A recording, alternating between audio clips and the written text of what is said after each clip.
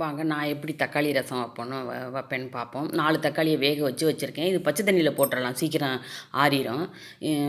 இல்லைன்னா ரொம்ப சுடும், கை சுடும். இப்போ ஒரு லெமன் சைஸ் புளி எடுத்து ஊற போட்டோம்ல, அதை எடுத்து இந்த தக்காளியை 2யும் ஒன்றா போட்டு நல்லா கரைச்சிக்கணும். கரைச்சி எடுத்து சாறு வச்சுக்கணும். வச்சுட்டு இப்போ இதுக்கு தேவையான கல் உப்பு போட்டுக்கலாம். போட்டுக்கிட்டு இது ரொம்ப நல்லாயிருக்கும். இந்த ரசம் வந்து நம்மளுக்கு கண்டதையும் திங்கிறேன்ல, அப்போ வந்து தோணும் இந்த ரசம் சாப்பிட்ணும் போல் தோணும். அன்றைக்கி ரசம் வச்சுருவேன் நான். இது 1/4 ஸ்பூன் 1/4 ஸ்பூனாக 2 1/4 ஸ்பூன் 1/2 ஸ்பூனு மஞ்சத்தூள் போட்டுங்க.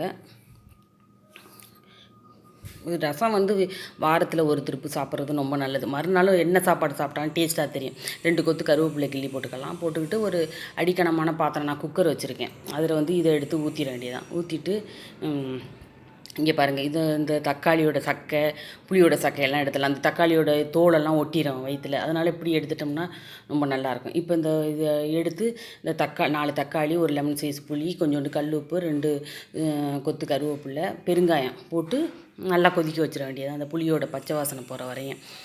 இப்போ இதில் இல்லை இந்த பெருங்காயம் எடுத்து பிக்கிறதுக்கு அளவு போட்டுக்கிட்டு அதே போடுறது. இந்த பாருங்கள், பால் பெருங்காயம், இதுதான் டேஸ்ட்டாக இருக்கும்.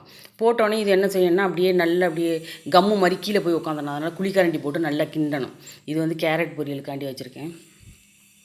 இப்போ இதில் வந்து 1 ஸ்பூன் வந்து மல்லி, 1 ஸ்பூன் மிளகு, 1 ஸ்பூன் சீரகம், பெரிய பெரிய ஸ்பூனால்.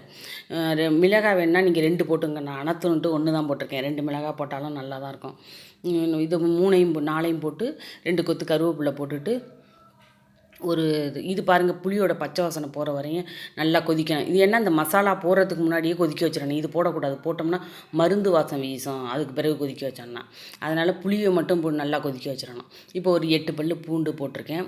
ஊரில் எல்லாம் வந்து உடச்சிக்கிட்டு வாங்கன்னு தான் சொல்லுவாங்க ரசத்துக்கு. அப்படியே போயிட்டு அம்மியில் வச்சு தட்டுவோம் நாங்கள்.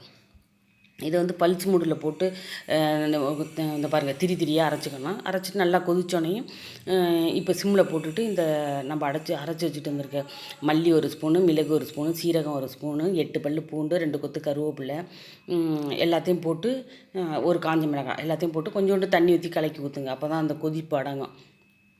அது இது போட்டுட்டு இப்போ ஒரு சின்ன கடாய் வச்சுக்கணும். வச்சுக்கிட்டு கொஞ்சோண்டு எண்ணெய் ஊற்றிக்கிட்டு கடுகு உளுந்தம் பருப்பு போட்டுக்கலாம். அது வெடித்தோடனேயும் 4 காஞ்ச மிளகாய் கிள்ளி போட்டுக்கிட்டு 2 கொத்து கருவேப்பிலை உருவி போட்டுங்க.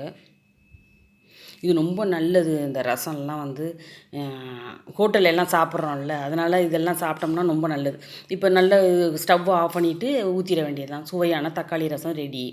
இப்போ இதில் வந்து கொத்தமல்லி கொஞ்சோண்டு எடுத்துகிட்டு ஒரு கைப்பிடி எடுத்துகிட்டு அலசிட்டு பிச்சுட்டு போட்டுடலாம். சுவையான ரசம் ரெடி. வாங்க சாப்பிட்லாம்.